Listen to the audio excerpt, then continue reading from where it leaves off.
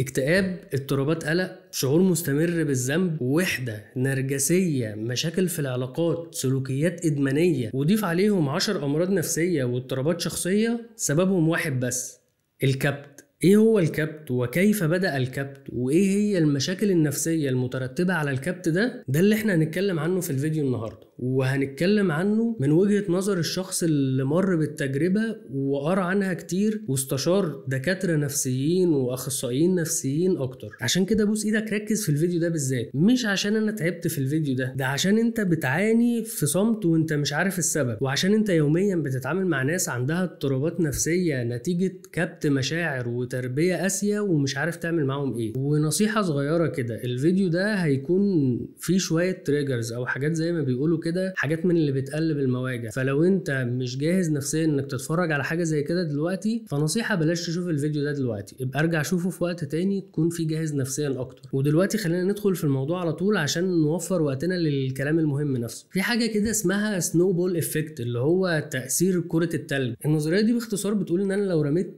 كرة تلج صغيرة قد كده من على قمة جبل، هتفضل تكبر واحدة واحدة نتيجة التلج اللي بيتلم حواليها، وعلى ما توصل للأرض بتكون كبرت للدرجة اللي ممكن تخليها تدمر قرية كاملة أو حياتك. أو الكبت بقى هو كرة التلج الصغيرة اللي على قمة الجبل. كل موقف بيحصل في حياتك فيه نوع من القسوة أو كبت المشاعر من يوم ما تتولد ولحد اللحظة اللي أنت بتسمعني فيها دلوقتي، الكبت جواك عمال يزيد ويأثر في نفسيتك وفي شخصيتك لحد ما تلاقي نفسك مصاب بواحدة أو أكتر من الاضطرابات النفسية اللي اتكلمنا عنها، وهنرجع نتكلم عليها تاني بتفاصيل أكتر في آخر الفيديو. الفكرة بقى إن الموضوع ابتدى من زمان قوي ومحدش كان واخد باله ولا قاصد إننا نوصل للنتيجة دي. مفيش أب أو مهما بلغت قسوتهم هيقرروا ان هم يصنعوا شخص نرجسي او سايكوباتي او عنده تعلق مرضي، بس نتيجة تراكمات افعالهم من اول يوم في حياتك ولحد ما انت تستقل عنهم، ممكن بطريقة او باخرى توصلك لان انت تبقى انسان مضطرب نفسيا وانت مش عارف ايه اللي حصل. من وقت ما بنتولد لحد ما بيكون عندنا 2 3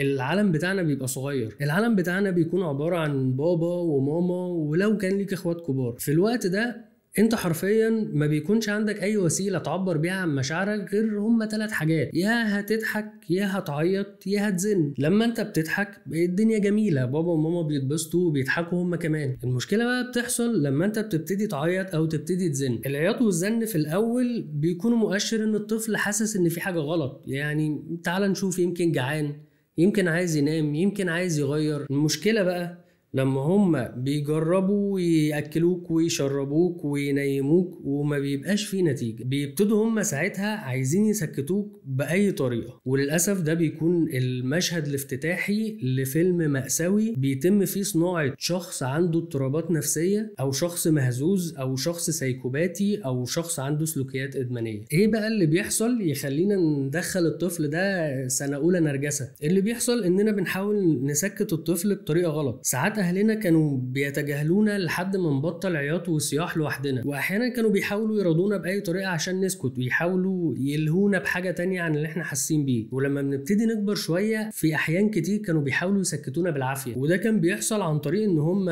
يزعقوا لنا او يحرمونا من حاجه بنحبها. وكل دي كانت حاجات بتتعمل بتلقائيه مباشره من اهلي واهلك، وما كانش حد فيهم عارف ايه تاثيرها الحقيقي على الطفل ده لما يكبر. لحد ما نكبر شويه ونبتدي نوعا ما نفهم كلام الكبار ونعرف نقرا انفعالاتهم، ساعتها العالم بتاعنا هو كمان بيكبر. بيبقى فيه قرايبنا اللي بنزورهم وبيزورونا، وبيبقى فيه اطفال للقرايب دي بنلعب معاهم وبيعملوا معانا مشاكل. وقتها وسائل الكبت هي كمان بتتطور وبتكبر، خصوصا ان صياحك وزنك وعياطك بقى بيحصل قدام ناس تانية مش قدام بابا وماما بس. فبتبتدي تسمع جملة من الجمل الشهيرة اللي هي: انت بتعيط ليه؟ مفيش راجل بيعيط. او انت بتزعق ليه؟ اللي بيزعق ده واحد مش متربي. وعلى قد ما الكلام ده لوحده في حد ذاته كارثه كبيره، على قد ما تاثيره بيبقى مضاعف لما بيحصل بره البيت وقدام الناس. بتبتدي تتعامل مع مشاعرك على انها مصدر للعار، خصوصا لما بتبتدي تسمع كلام زي: عاجبك كده؟ فرجت الناس علينا؟ او فضحتنا قدام الضيوف. وتبتدي هنا كمان القسوه نفسها تتغير من مجرد كلام لانها تتحول لتهديدات، اللي هو تاني مره هنخرج مش هناخدك معانا عشان انت بتفرج الناس علينا وبتفضحنا قدام الضيوف. وتبتدي فتبتدي انت تصدق الكلام ده وتعيش معاه، لان انت برضو لسه في السن ده مازال ما عندكش اي مصدر للوعي ولا الادراك غير كلام بابا وماما، ولذلك انت لحد هنا مكبوت، بس انت لسه ما طورتش اي حيل دفاعيه نفسيه. بيكون جواك بذره اضطرابات نفسيه بس لسه ما خدتش شكل واضح ولا اتجاه صريح. المرحله دي بقى انت بتبتدي تكون ردود افعال غير واعيه وتلقائيه للقسوه اللي انت بتتعرض لها، فتبتدي مثلا تتحول لطفل زنان او طفل عنيد ما بيسمعش الكلام. ولو ليفل قسوه التربيه كان عالي شويه عندك في البيت، هتلاقي نفسك بتتحول مع الوقت لطفل كتوم ومنطوي وخجول بزياده. ويا سلام لو كان كلام اهلك في نبره تهديد مستمر، كلام زي هتسمع الكلام ولا نسيبك ونخرج من غيرك، هتخلص اكلك ولا ارمي لك كل لعبك في الشارع. ساعتها بيبتدي يتكون جواك بذره خوف ورعب مش طبيعي. ما انت لسه مش فاهم الفرق ما بين المبالغه والحقيقه، ولسه بابا وماما هم مصدر الامان الوحيد اللي في حياتك، فبتبقى مصدق جدا ان انت لو ما خلصتش اكلك بابا ممكن يرمي لعبك كلها في الشارع فعلا، وبتبقى مصدق ان انت لو ما سمعتش الكلام ممكن يحبسوك في البيت ويخرجوا من غيرك فعلا. وفي ناس ربنا يسامحها ما بتقفش عند المرحله دي مع عيالها، في ناس بتبتدي تنفذ التهديدات دي اصلا، فبينقلوا الرعب والخوف وعدم الشعور بالامان لمستوى تاني خالص ومن بدري قوي. بيصنعوا طفل فاقد للشعور بالامان والانتماء لبيته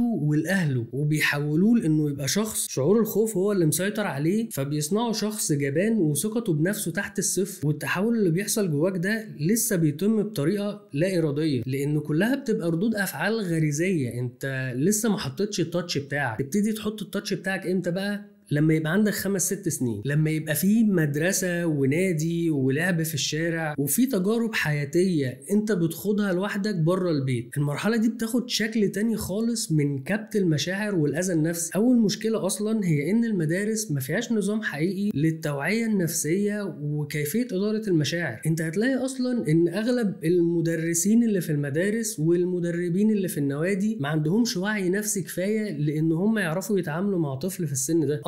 اصلا هتلاقي معظمهم ما عندوش وعي نفسي كفايه بنفسه وما بيعرفش يدير مشاعره هو اصلا. فالنتيجه ان انت اللي ما عرفتش تتعلمه في البيت مش هتعرف تتعلمه في المدرسه. يعني المشكله اللي حصلت هنا ملهاش علاج هنا. وتاني حاجه بقى هي ان انت بتحتك بشكل اساسي وبتمر بتجارب يوميه سواء في المدرسه او في النادي مع ناس تانية، وهنا بقى انت بتتعامل مع التجارب دي بطريقه من اتنين: يا اما انت اساسا بتكبتها ومش بتحكيها لحد في البيت لان البيت ده هو المكان اللي زرع جواك الكبت اصلا، وان ممكن يكون اهلك نفسهم هم اللي زرعوا جواك ان التعبير عن المشاعر ممكن يبقى نوع من الضعف او التفاهه، فبتخاف تروح تحكي لاهلك عشان محدش يلومك وعشان محدش يعاقبك او يحسسك بالذنب ان انت حسيت بالمشاكل دي اصلا. يا اما انت بقى بتاخد حبايه الشجاعه وبتروح تشارك اللي بيحصل معاك وتشارك تجاربك دي لاهلك. فانت لو كان اهلك بيسمعوك وبيدعموك وبيحتووك فبجد ربنا يجازيهم كل الخير على اللي بيعملوه. بس بما انك لسه بتتفرج لحد دلوقتي فده غالبا ما كانش بيحصل، لان معظم اهالينا غالبا كانوا يا اما بيتجاهلونا لان هم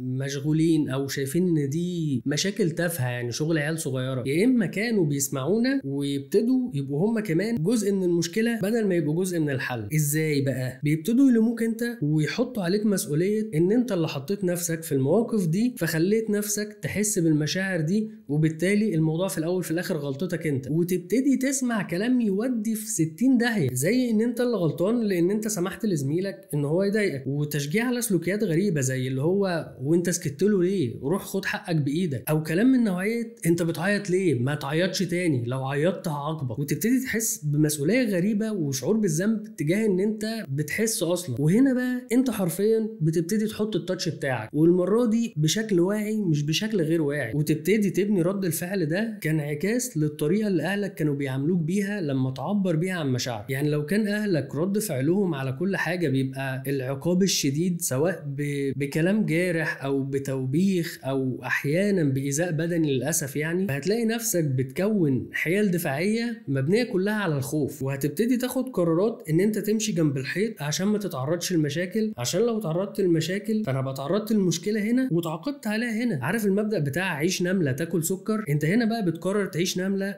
بس مش عشان تاكل سكر، انت بتقرر تعيش نملة عشان محدش يدوس عليك. وهنا انت هتتجنب مش بس الدخول في مشاكل، انت هتتجنب الدخول في اي تجربة غير مألوفة، هتتجنب تجرب اي حاجة ممكن يجيلك من وراها تهديد يوقعك في مشكلة فاهلك يعرفوا فيعاقبوك. المشكلة بقى وقمة العبط ان السيناريو ده بيخلي اهلك احيانا مبسوطين بيك. احنا ابننا محترم ومؤدب وملوش في المشاكل. لا يا عمو، لا يا طنط، ابنكم مش محترم ولا مؤدب، ابنكم اتزرع جواه خوف من المواجهة نتيجة قسوتكم المبالغ فيها، ولانكم اعتمدتوا ان العقاب هو الحل السحري لتعديل اي سلوك مش عاجبنا عند طفلنا.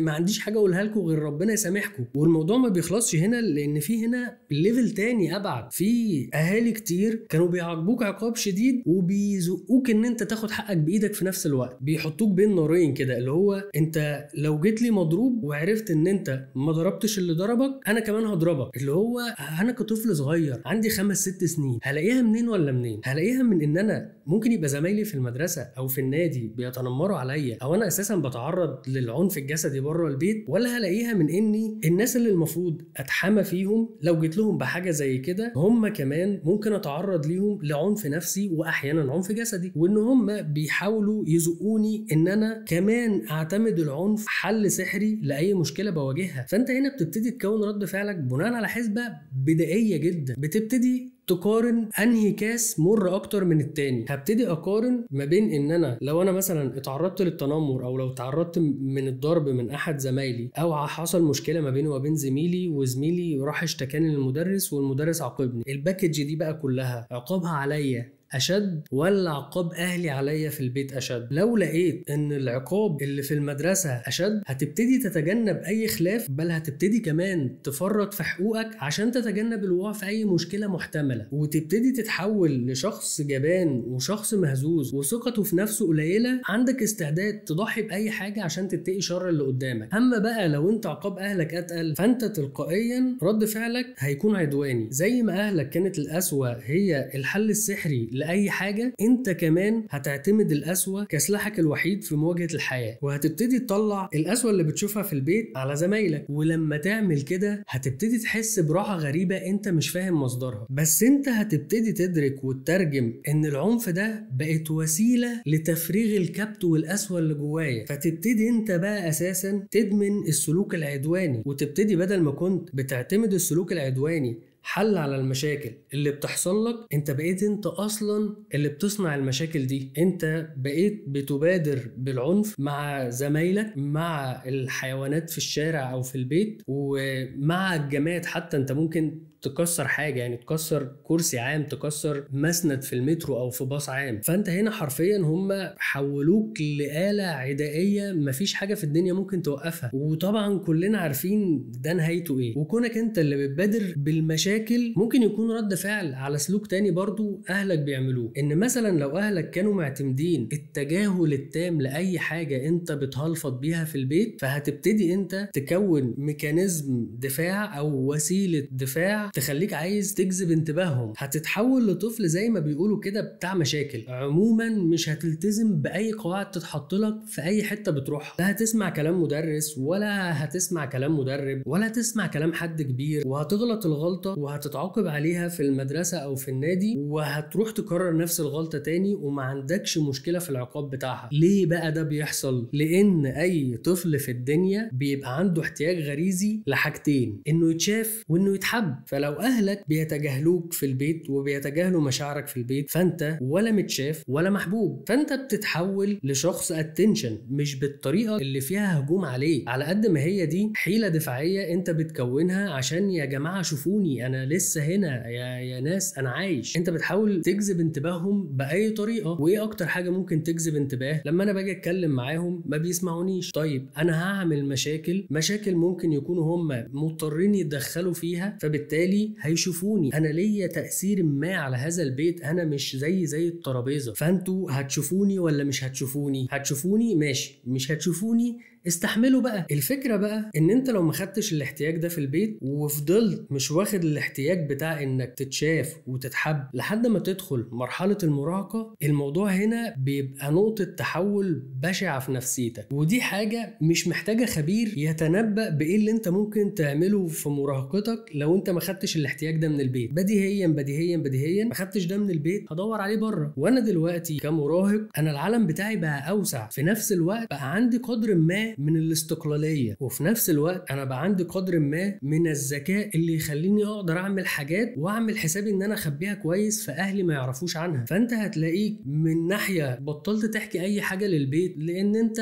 ما ياما حكيت ومحدش سمع، او ان انت ياما حكيت وكان رد الفعل اسوأ بكتير من المشكلة اساسا اللي انت كنت رايح تحكيها. فانت دلوقتي ما شاء الله عليك شخص مراهق او بنت مراهقة، عندكم قدر ما من الاستقلالية وقدر ما من الذكاء وقدر ما من اليأس من محاولة تصليح علاقتنا بأهلنا، فبتبتدي تركب الزحليقة، تبتدي ترمي نفسك في علاقات منيلة ب60 نيلة عشان تتشاف وتتحب، وبتبتدي تتنازل عن حاجات انت عايزها عشان ترضي الطرف التاني عشان ما يهجركش ويتجاهلك زي ما اهلك كانوا بيتجاهلوك، او تصنع لنفسك شخصية وهمية ملهاش اي علاقة بحقيقتك عشان الشلة الروشة يتقبلوك وسطيهم، وتتشبه بناس مش شبهك ولا شبه اللي انت عايزه لمجرد ان انت شايف ان هم متشافين ومحبوبين والناس بتتكلم عنهم وانا محتاج الحاجات دي فانا هعمل زيهم عشان اوصل لنفس النتيجه دي. وطالما احنا وصلنا للمرحله دي فاحنا بنسبه 90% بيبتدي يتطور جوانا سلوك ادماني بشع. والسلوك الادماني ده مش شرط يبقى ممنوعات على فكره، يعني هو ممكن يبقى مثلا ادمان اباحيه، ومش كل الادمان بيكون ادمان حاجات تودي في 60 داهيه. عندك ادمان الاكل، وفي ادمان الشوبينج، وادمان السوشيال ميديا، يا اخي ده في ادمان الجيم والرياضه. بس المشكله هنا بقى بتحصل لان انت ما بقتش طفل، انت كبرت وبقيت نوعا ما افعالك ليها عواقب انت هتتحمل الجزء الاكبر منها، فتبتدي تلاقي العلاقات اللي انت رميت نفسك فيها عشان تتحب راجعلك بصدمات، والصدمات دي هتنقلك لمستوى تاني من الاضطرابات النفسيه، والاول مره هتبقى انت اللاعب الاساسي في وضع تشكيل اضطراباتك النفسيه. صحيح كل ده كان نتيجه تجاهل وتربيه قاسيه من اهلك في طفولتك، بس اللي جاي كله من اختيارك انت يا معلم، لان نتيجه الصدمات اللي انت تعرضت لها في تجاربك دي هتخليك تبتدي تصنع دفاعات نفسية أغلبها مبني على تعميم المخل، لأن أنت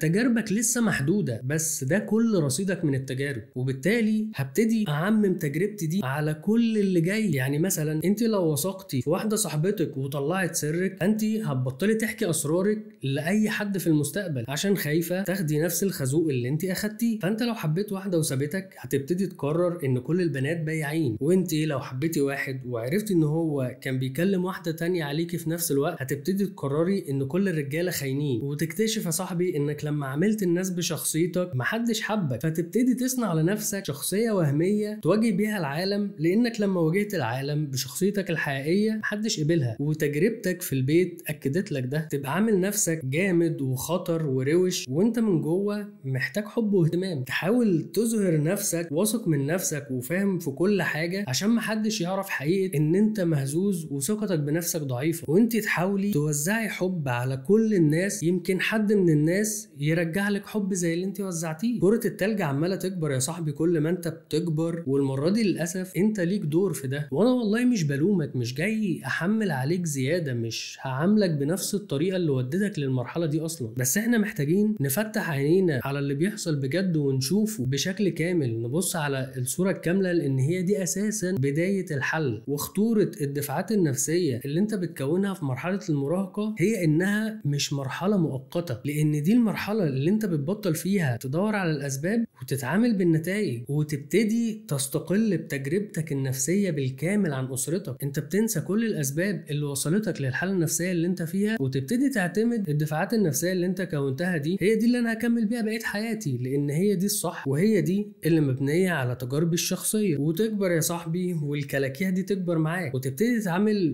الكلاكيع دي مع زمايلك في الجامعة وزمايلك في الشغل وموظفينك لما تبقى مدير ومراتك لما تتجوز وعيالك لما تخلف، وتتقفل الدايرة والتاريخ يبتدي يعيد نفسه مع طفل جديد، مع ابنك اللي انت كنت مكانه وانت صغير لما كنت بتدور على اهتمام وحب ودعم وما لقيتهمش، ولما الادوار اتعكست ابتديت تربي الطفل ده بنفس الطريقة اللي انت اتربيت بيها، وتبتدي تعتقد ان ده في مصلحته وانت بتأهله للصح عشان ما يكبرش يبقى شخص ضعيف وما عندوش شخصية. انت عايزه يكبر عشان يبقى شخص جامد زيك، بس زيك دي راجع على القناع اللي انت لبسته وعدم ادراكك لمشاكلك النفسية واضطراباتك والكبت اللي جواك. فانت بدل ما تساعده يكتشف حقيقة مشاعره ويعرف يعبر عنها بشكل كويس، انت جيت من البداية كده وقررت ان انت هتلبسه الماسك من اول يوم في حياته عشان ما ياخدش كل التجارب الصعبة اللي تخليه في الاخر يلبس الماسك وهو مراهق زي ما انت لبسته لما كنت مراهق. بس بما انك بتتفرج على الفيديو ده ولسه بتتفرج لحد دلوقتي، فانت عندك فرصة حقيقية انك تكسر الدايرة دي وتوقف الاذى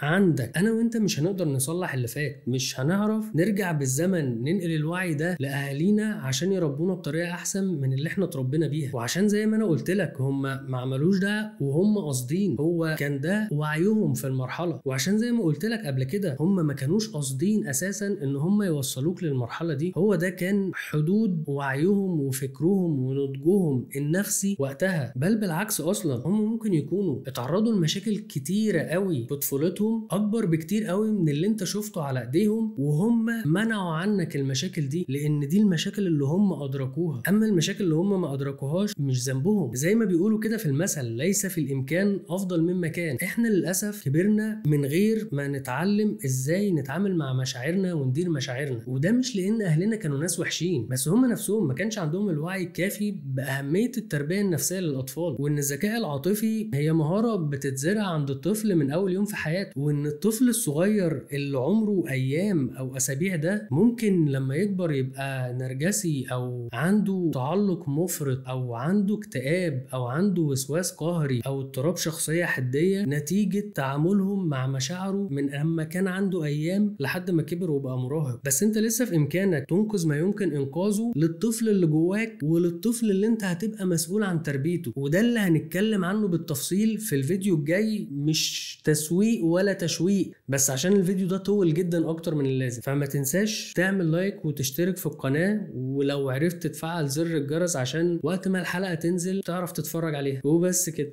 يومك لطيف.